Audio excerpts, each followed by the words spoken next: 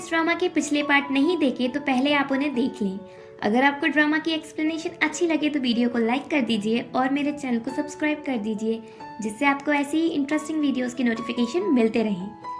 नियान गोंग्यू को मोना के साथ देखकर हार्ट ब्रोकन हो जाती है और वो वापस जाने लगती है, पर फिर रुकती है, थोड़ा सोचती है और भागकर अंदर गोंग्यू के पास जाती है और उसे मारने लगती है।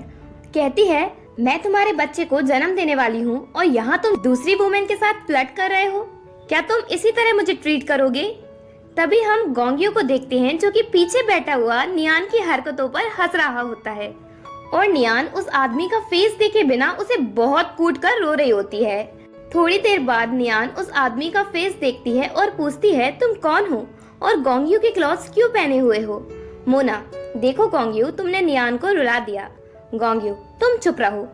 मोना, नियान, गोंग्यू तुम्हें सरप्राइज देना चाहता था और वो तुम्हें ज्वेलरी भी देने वाला है। गोंग्यू, मोना लैंकास्टर, तुम यहाँ से जाओ।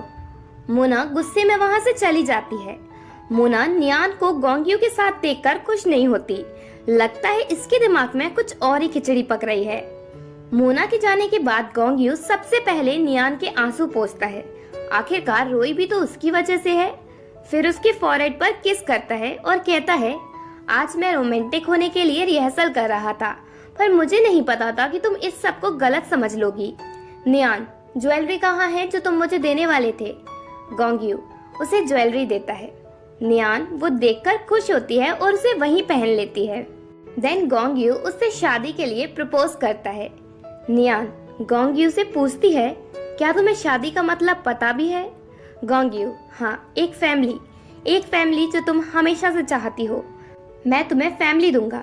मुझे तुम्हारे बैकग्राउंड, तुम्हारे पास, तुम्हारी किसी भी चीज से कोई फर्क नहीं पड़ता। इसलिए नियान, क्या तुम मुझसे शादी करोगी? बताओ ना, बताती क्यों नहीं हो? नियान, इवन तुम्हारा मैरिज प्रपोजल भी ऐसा लग रहा है जैसे तुम मुझसे फोर्स मैरिज करना चाहते हो। और वो हाँ कहकर गोंग्यू को हक कर लेती है। सोचती है, इस वर्ल्ड में सिर्फ गोंग्यू ही है जो मुझे अच्छे से ट्रीट करता है। नेक्स्ट डे जब गोंग्यू कंपनी जाने के लिए तैयार हो रहा था तो नियान उसके पास आती है और पूछती है, क्या मैं सच में तुम्हारे साथ कंपनी नहीं आऊं? गोंग्यू, तुम प्रेग्नेंट हो फिर भी हॉस्पिटल से भागकर आ गई मुझे कूटने के लिए, इसलिए अब घर रहकर आराम करो। नियान हंसते हुए उसे हक कर लेती है। उसी बैड टाइमिंग पर मोना वहां आ जाती है। नियान मोना को अकेले में बात करने के लिए ले जाती है और बताती है, गोंग्यू ने मुझे शादी के लिए प्रपोज किया है और हम जल्दी ही शादी करने वाले हैं। ये सुनकर तो मोना के एक्सप्रेशन ही उड़ जाते हैं और वो पूछती है, तुम कहना क्या चाहती हो? नियान, मोना, मैंने तुम जैसी नाटक करने वाली इंसान आज तक नहीं देखी। मोना, तो तुम समझ गई ना, मैं तुमसे गोंग्यू छीनना चाहती हूँ। नियान, तुम शुरू से ही हमारे क्लोज पर्पस से आई ना।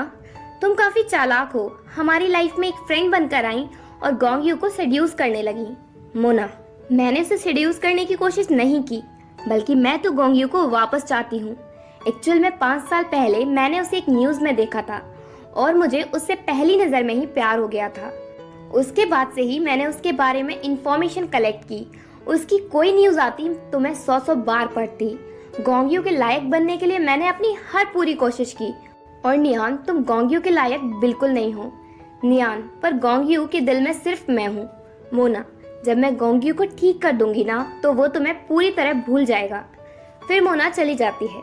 रात के टाइम नियान को नींद नहीं आती तो वो चुपके से उठ जाती है और खुद से कहती है, जल्दी ही मेरी शादी हो जाएगी। अब मेरी भी एक फैमिली होगी, मेरा भी घर होगा और शादी के बाद प्रेसिडेंट गोंग्यू मेरे अंडर होगा।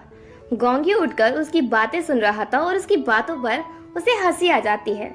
वो नियान को खुश देखकर खुश होता है। नेक्स्ट डे मोना को कोई मैसेज आता है और उसे देखकर वो खुश हो जाती है और कहती है, मुझे नहीं पता था कि अपॉर्चुनिटी इतनी जल्दी मिल जाएगी। इधर गोंग्यू नियान को कहता है कि वो उसके लिए कुछ बना कर लाए। नियान, तुम फेंग से कह दो। गोंग्यू, तुम्हें पता है ना, मैं सिर्फ तुम्हारे हाथ का बना खाना खाता हूँ। नियान, तुम भी ना बच्चों जैसी हरकतें कर रहे हो। देन वो उसके लिए बनाने चली जाती है। नियान के जाने के बाद गोंग्यू को मोना का मैसेज आता है और उसे देखकर वो बहुत परेशान सा हो जाता है और फिर वो मोना से मिलने चला जाता है। मोना से मिलने के बाद से गोंग्यू नियान को अच्छे से ट्रीट नहीं करता। वो उससे बात ही करना बंद कर देता है। एक दिन नियान गोंग्यू से पूछती है, क्या हुआ तुम्हें? मैं देख रही हूँ कुछ दिनों से तुम वियर्डली बिहेव कर रहे हो, क्या तुम मुझसे कुछ कहना चाहते हो? गोंग्यू सोच कर कहता है, नियान मुझे ब्रेकअप करना है। नियान, पर क्यों? गोंग्यू, क्योंकि तुम मेरी डिशेज में गाजर डाल देती हो और तुम्हें पता है मुझे गाजर पसंद नहीं है। नियान, पर रोज तो तुम भर भर के गाजर खाते हो। गोंग्यू, तो मुझे तुम्हारा बिना मेकअप का फेस अच्छा नहीं लगता। नियान से ब्रेकअप करने के लिए गोंग्यू को एक भी ढंग का रीजन नहीं मिलता। नियान, तुम सीधे ये कहो कि तुम मुझसे ब्रेकअप इसलिए करना चाहते हो क्योंकि तुम्हें पैरानॉइड डिसऑर्डर है। वहाँ खड़ी मेड और फेंग उनकी फालतू की लड़ाई पर हंसने लगते हैं। नियान गोंग्यू से चिल्लाकर कह देती है कि वो अपना नाटक बंद करे, वो उससे ब्रेकअप करने वाली नहीं है। देन नियान मोना से मिलती है और पूछती है, तुमने गोंग्यू के साथ क्या किया? मोना, मैंने तो कुछ नहीं किया ट्रीटमेंट के अलावा। वैसे मैंने तुमसे पहले ही कहा था, जब गोंग्यू का डिसऑर्डर ठीक हो जाएगा तो वो तुम्हें भूल जाएगा, उसके मन में तुम्हारे लिए कोई फीलिंग्स नहीं रहेगी, इसलिए मैं तुमसे कह रही हूँ अभी उसे छोड़कर चली जाओ। घर पर भी गोंग्यू नियान को इग्नोर करना शुरू कर देता है। इवन वो उसके हाथ का बना खाना भी नहीं खाता। नियान को समझ नहीं आता कि आखिरकार गोंग्यू को हो क्या गया है। एक दिन वो अचानक से कंपनी जाती है और गोंग्यू के ऑफिस में अंदर चली जाती है, जहाँ गोंग्यू मोना के साथ होता है। गोंग्यू फेंग से कहता है, मैंने तुमसे कहा था ना कि किसी को अंदर नहीं आने देना, चाहे वो नियान ही क्यों ना हो। नियान रोती हुई वहां से चली जाती है। रात के टाइम नियान बस ये सोच रही होती है कि गोंग्यू को हो क्या गया है और वो रोते हुए सो जाती है। उसके सोने के बाद गोंग्यू उसके पास आता है और वो मोना की बात सोचता है। नियान के ऑफिस से जाने के बाद मोना उससे कहती है, क्या तुम नियान के पीछे जाना चाहते हो? अगर तुम नियान के पीछे गए तो नियान को अपनी लाइफ से गिव अप करना होगा। लगता है मोना गोंग्यू को ब्लैकमेल कर रही है जिससे वो नियान से दूर रहे। गोंग्यू नियान के पास बैठता है और नियान से माफी मांगता है। नेक्स्ट डे गोंग्यू नियान के सामने ब्रेकअप एग्रीमेंट के पेपर्स रखता है। नियान ब्रेकअप करने से मना कर देती है। तभी गोंग्यू के पास मोना आती है और नियान से कहती है, तुम बड़ी चिपकू टाइप की हो। 6 साल पहले चिंचू से चिपकी रही और अब गोंग्यू से। गोंग्यू मोना को चुप रहने को कहता है और नियान को 3 दिन देता है जिससे वो अच्छे से सोचकर ब्रेकअप एग्रीमेंट पर साइन कर दे। शाम के टाइम जब नियान शावर लेने बाथरूम में जाती है तो वहाँ वो गोंग्यू को मोना के साथ देखती है। नियान बहुत ज्यादा हार्ट ब्रोकन हो जाती है और गोंग्यू से ब्रेकअप करके दूर जाने का सोच लेती है। अगली सुबह ही वो घर छोड़कर जाने लगती है। जाने से पहले वो गोंग्यू से मिलती है और उससे कहती है, तुम जीत गए, और एग्रीमेंट पेपर साइन करके फेंक देती है। इसी के साथ पार्ट 12 एंड होता है।